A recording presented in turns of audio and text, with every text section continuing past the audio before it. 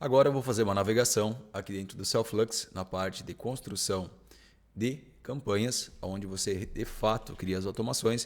Eu vou passar cada uma das ferramentas explicando como que elas funcionam, como você utiliza elas e quais são as regrinhas específicas dela. Na sequência a gente vai estar fazendo uma automação inteira.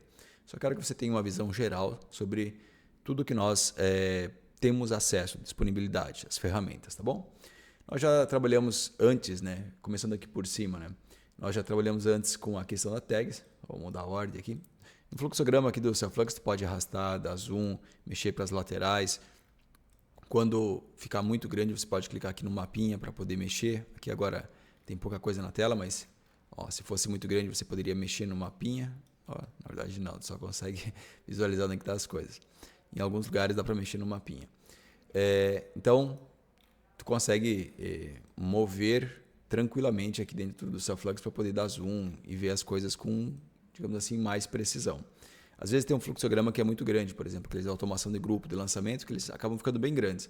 Daí, às vezes, tu precisa de menos zoom para poder enxergar tudo, beleza? Então, voltando então para a questão das ferramentas, a primeira delas é a tag. A tag é uma das coisas mais utilizadas. Ela é utilizada tanto na entrada quanto na saída. Entrada de uma sequência, saída de uma sequência. Então, ela qualifica uma quantidade de pessoas. Por exemplo, você pega o tag que nem eu expliquei lá no começo, é como se fosse uma palavra para identificar um grupo de pessoas. Você tem 100 pessoas numa sala, você entrega a palavra A para 30%, B para mais uma porcentagem, mais 30%, C para mais 10%, D para mais 20%, 30% acho que fechou, né? 100%. Daí, por exemplo, eu quero mandar para todo mundo que tem a palavra A. Daí tu bota a tag A. Vem aqui e colocaria tag A. E daí tu ia segmentar dentro daquela sala aquelas 100 pessoas que receberam a palavrinha A.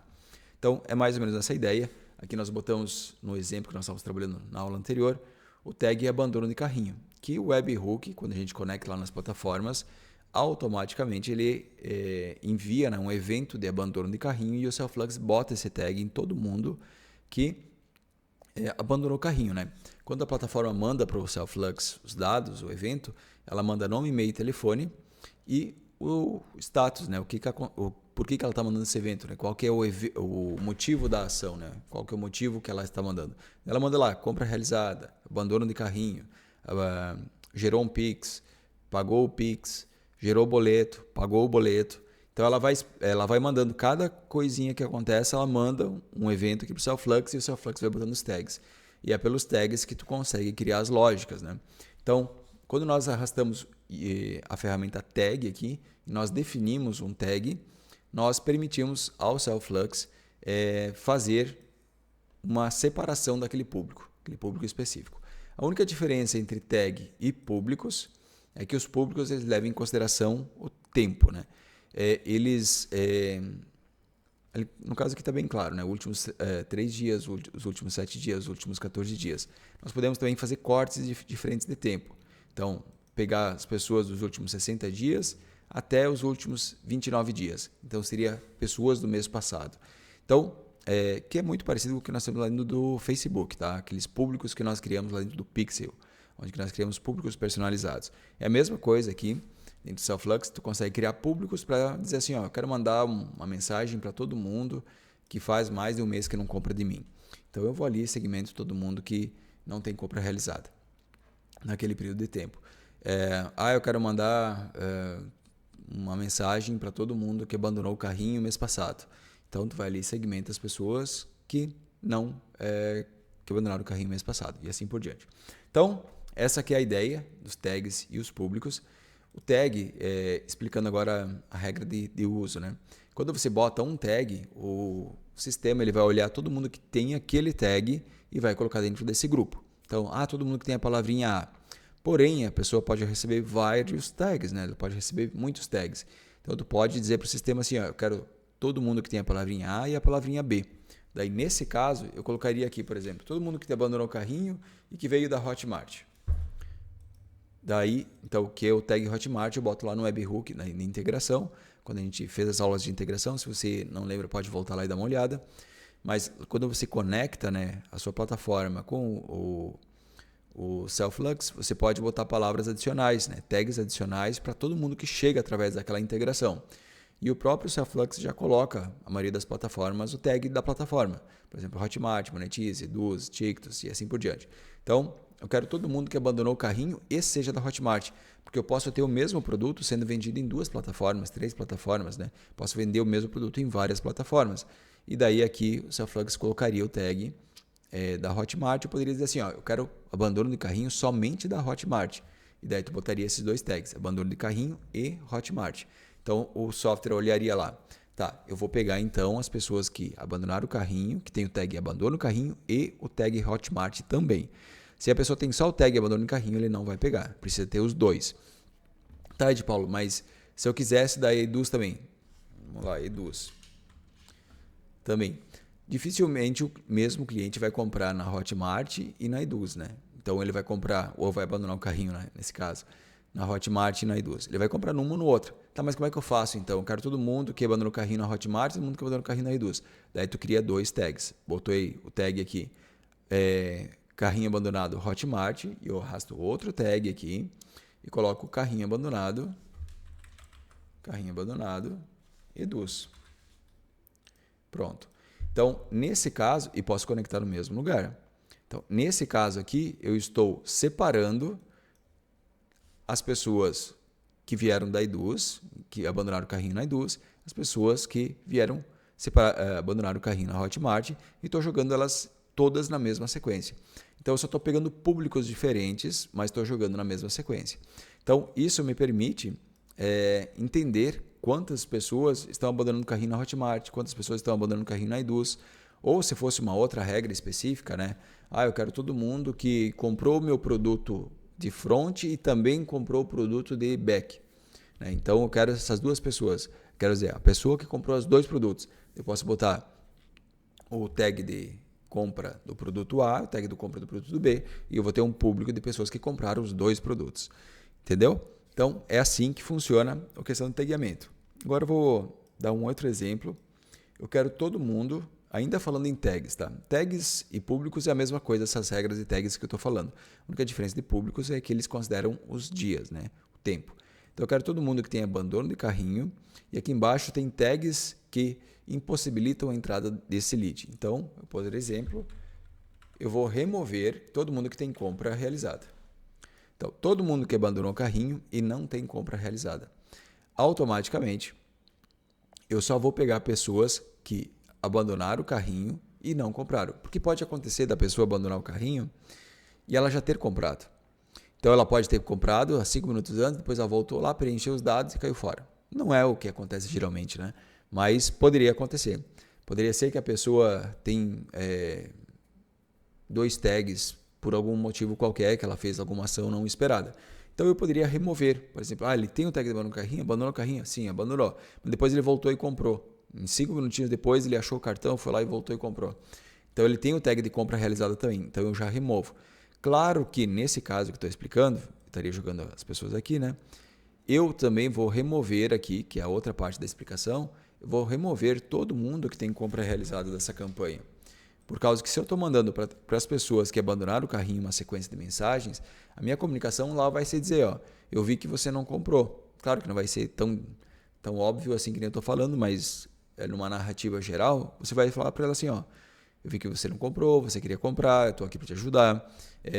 Abre um canal de comunicação, tira as dúvidas da pessoa e começa a trabalhar o nível de consciência dela para ela saber se aquele produto é para ela ou não. Né? Então, você só vai mandar essa mensagem aqui somente se a pessoa não comprou ainda. Porque se ela já comprou, se ela já tem o tag de compra realizada, não tem por que você ficar falando para ela que ela abandonou o carrinho se ela não abandonou. Ela abandonou uma vez, mas depois voltou e comprou. Então, você não vai vir com esse discurso se a pessoa comprou. Então, a gente coloca aqui na saída. Né? Quando você conecta um tag na saída na sequência, né? Tem a entrada, que é esse lado de cá, e a saída, que é esse lado de cá. Quando tu conecta um tag de saída, quer dizer que quando a pessoa receber esse tag, ela vai sair da automação. E daí, assim, dentro da automação, você tem aqui o start, daí você tem timer e vou botar 2 timers aqui. Vou botar 2 mensagens aqui só para você entender o que eu estou querendo falar. O melhor modelo, já te explicando, depois a gente vai falar um pouco mais sobre estruturas de automação, mas o melhor modelo de automação é o modelo de estrutura de espinha de peixe. Espinha de peixe é quando você tem um fluxo de timer no meio, que eu estou botando a cada um dia só para poder dar a explicação, tá? Quando você tem um timer no meio e você tem as mensagens sendo enviadas após o timer. Por exemplo, poderia botar um WhatsApp aqui embaixo, que daí você já consegue ver a espinha de peixe. Ó. Você vai vendo que parece a coluna de um peixe, né, aqui no meio. Então tá. Esse é o melhor modelo de automação, depois eu vou explicar isso mais para frente por quê, mas só grave já na memória que esse é o melhor modelo de montar uma automação. Então, o cara, quando ele caiu nessa sequência, mas ele abandonou o carrinho. Ele veio aqui, esperou 1 hora. Nesse caso aqui o timer está de 1 hora. E daí depois ele já veio para cá. Ele chegou aqui e entrou na nossa sequência de mensagens. Quando ele entrou, ele já caiu no start e recebeu a mensagem em 1 minuto. Então, quando ele foi liberado aqui pelo timer, ele chegou aqui, em 1 minuto depois ele já vai receber esse e-mail. É imediato. 1 minuto é muito pouco tempo, é imediato. Então, depois disso, o lead vai ser encaminhado para esse segundo timer, que ele vai esperar um dia, 24 horas. Depois ele vai mandar essas duas mensagens. Digamos lá, às 8 horas da manhã no outro dia. Né? Vou mandar essas 2 mensagens, 24 horas depois. Depois ele vai esperar mais um dia, e daí já vai ser o dia 2, né? E ele vai mandar mais essa mensagem. Porém, se por exemplo ele mandou essa mensagem aqui, né? Nós mandamos essa primeira mensagem aqui para o cara. Mandamos essa aqui. E ele recebeu o tag de compra realizada. Ele foi lá no nosso e-mail, clicou, comprou no primeiro e-mail, na primeira ação, no primeiro dia, ele já vai sair da automação. Não interessa que ele não recebeu essas outras. Ele não vai receber essas outras. Não é para ele receber, porque isso aqui é tudo mensagem de recuperação de vendas. Ele já comprou. Ele não precisa mais receber nada. Já acabou. Acabou o processo de recuperação. Agora ele já vai cair num processo de automação de boas-vindas, porque ele já comprou. Comprou, não recebe mais automação. Então, por isso que tem essa tag de saída. Porque se o cara comprou, não deve mais receber nenhum tipo de automação. Eu vou ter uma automação específica para onboarding, né? Que é o boas-vindas, o acompanhamento de quando ele entra no IAD, nas aulas. Ou se fosse um e-commerce, mandaria o parabéns para ele, o rastreamento do produto. Enfim, já seria o pós-compra, não seria pré-compra. Recuperação de vendas é pré-compra. Depois que ele comprou, é pós-compra. Se ele comprou, ele cai fora da automação. Então, nós temos esse tag de saída para poder remover as pessoas que já executaram a ação que nós queríamos daquela sequência que nós estávamos mandando para ela. Então, tá. Eu vou parar essa aula por aqui. Acho que ficou bem claro como funcionam os tags, né? Acho que já você conseguiu entender bem. Você pode ir lendo também, tá? Você pode ir lendo especificamente as descrições. Tem também aqui, você pode mudar o nome do componentezinho lá, por exemplo, tag edge. Eu sempre gosto de botar, aparece o nomezinho aqui, se tu quisesse botar uma legenda nele, né? Então tem aqui no avançado a possibilidade de você editar o nome, de você deletar esse tag, você pode deletar por lá também. Você tem algumas orientações também, como funciona o agendamento do campo de tag. Daí tem aqui a explicação, há 2 campos de tags. O primeiro deve ser quais tags, bom, é só ler depois. Qual a diferença entre tag e público? Tem aqui as explicações, tá? Como remover um lead de uma sequência por tag, que é o que a gente explicou aqui também. Aqui nós temos o agendamento por data limite, então que você pode estar estipulando períodos específicos, né, para poder fazer essa liberação. A etapa vai enviar a mensagem aos leads até uma data e hora determinada. Então, seria um agendamento onde você coloca, baseado no horário de Brasília, né, onde você coloca suas regras de time e assim por diante. O que eu uso muito mesmo é os tags principais. Tá? Eu não entro muito no detalhe de fazer muitas particularidades, porque cada projeto tem suas regras. Né? Eu trabalho cada projeto, que a gente tem uma aula lá atrás explicando como funcionam organizações. Então, para cada projeto, eu tenho um público específico. Então, eu não tenho que ficar criando regra demais, porque se eu tenho um público que é diferente, eu crio outro projeto. Se não é o mesmo nicho, não é o mesmo produto, né? Se digamos, é uma outra coisa. Então, eu crio outro projeto. Então, todo mundo que está aqui tem compra realizada, pertence a uma mesma esteira de produto. Se ele comprou o primeiro produto, depois ele já vai cair num remarketing, que é uma outra sequência. Então, eu trabalho os tags principais. Compra realizada, abandono de carrinho, interessado na página e afins. Mas você pode ir criando várias regras. O Self-Flux permite isso aqui a gente chama de mapa de tomada de decisão, né? Então tu vai criando regras nessa árvore de tomada de decisão, aonde você decide se ele vai para o lado A, para o lado B. Por exemplo, se ele tiver compra realizada, eu poderia já botar uma outra sequência aqui, que somente a pessoa, depois do compra realizada, chegaria aqui. Eu prefiro dividir as estratégias em etapas do funil. Por exemplo, aqui, ó, PPL, ó, é uma antecipação para o lançamento. Eu não vou misturar a campanha de recuperação de vendas numa campanha de antecipação, porque são etapas diferentes no funil. Até mesmo quando você for montar funil aqui dentro do SalesFlux, então você vem aqui na parte de funil, você vai botar no fluxograma para poder entender aonde que cada uma das etapas está, você vai conseguir, se você trabalhar uma campanha por nível do funil, né, por ação específica que tu quer, você vai conseguir, quando chegar aqui no BI, você consegue colocar aqui aonde que aquela campanha se encontra no funil. Por exemplo, a parte de nutrição. Essa aqui vamos dizer que seja uma campanha de conteúdo. Então, ó, ela deixou de estar transparente. Esse aqui é um funil de teste, né? Tudo que tem nesse projeto aqui é de teste, porque é próprio para dar aula, para não ficar mostrando dados de clientes reais, né?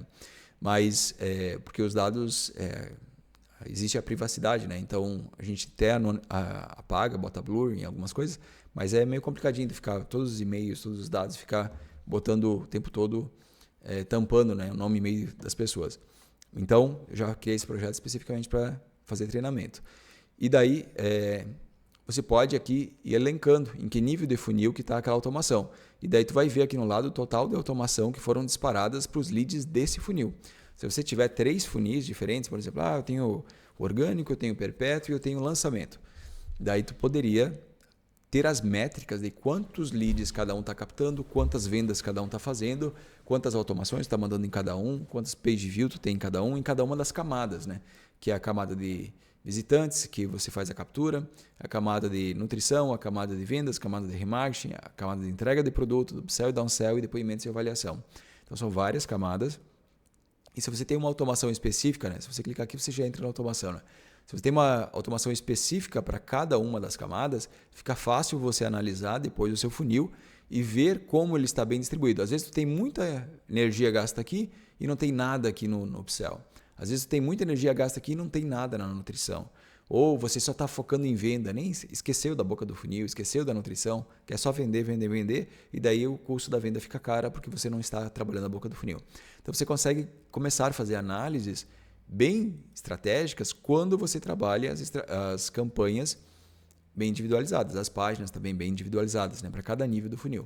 Então isso permite você ter muito mais raciocínio estratégico, muito mais visão estratégica, muito mais... porque não é só uma questão de mandar mensagem, é uma questão de ter uma narrativa estratégica onde você aumenta o nível de consciência de forma proposital do seu lead e conduz ele até a transformação, tá bom? Então espero que eu trago novidades para você. Na próxima aula eu vou continuar evoluindo nas ferramentas. A gente passou só no tag e no público. Depois a gente já vai para o timer agora, tá bom? Te vejo lá.